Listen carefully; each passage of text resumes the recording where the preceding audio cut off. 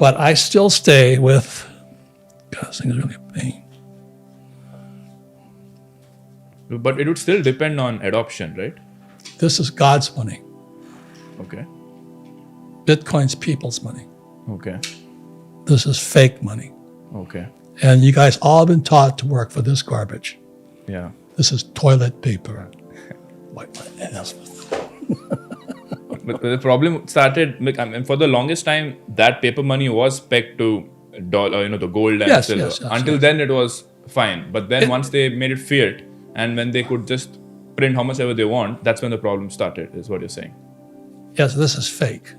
And the reason I showed you this is this has started in 1971, Nixon, this is macro.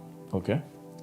Nixon took the dollar off the gold standard. Yeah. So 71, a dollar became fake. Then it became the petrodollar.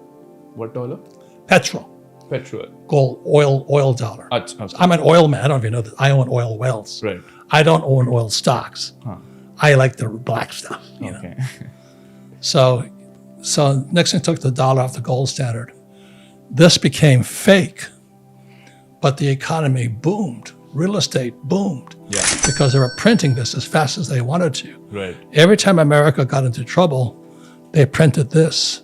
Can you briefly explain what happens when the government prints a lot of money? Who does it impact and how? Well, there's inflation.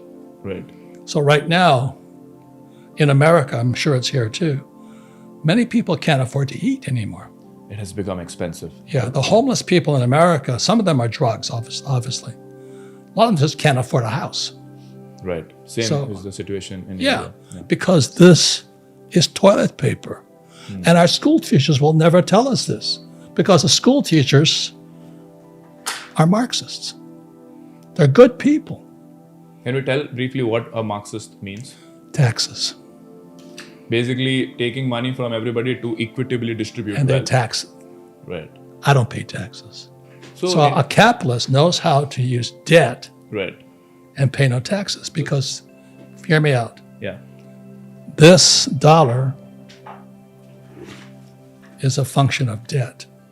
The only way this comes into existence is somebody has to borrow money. This does not exist. This is debt after 1971. So 1974, it became the petrodollar. So I made a lot of money in oil. I worked for Standard Oil for a while. Right.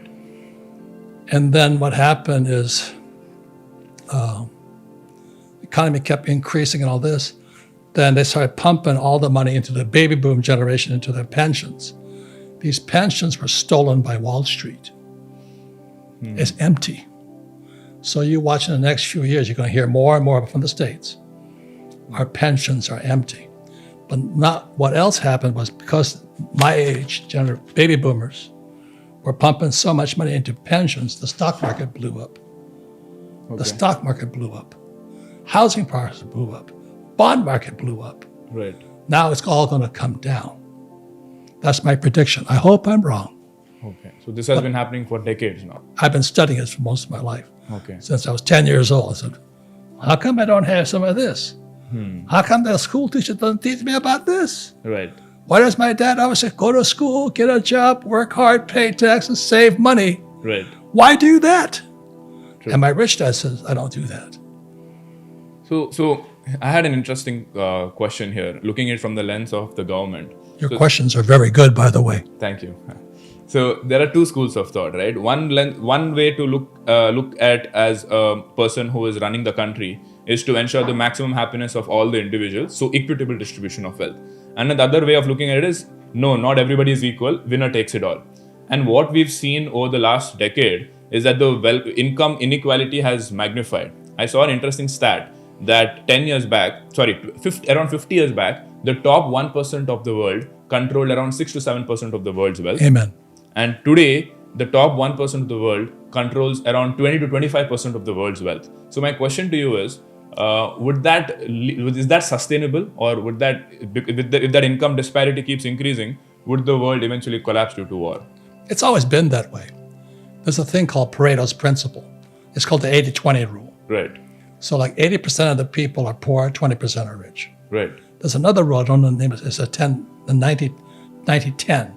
In America, 10% of Americans own everything. The reason there's such a gap is our schools teach us to work for this. Yeah. Go to school, get a job, Right. work hard, pay taxes, Yeah. save money, buy a house, and put your money in the stock market. Right. I don't touch any of that. I'm an entrepreneur. I'd rather be like Mr. Tata, Right. who owns the stock market.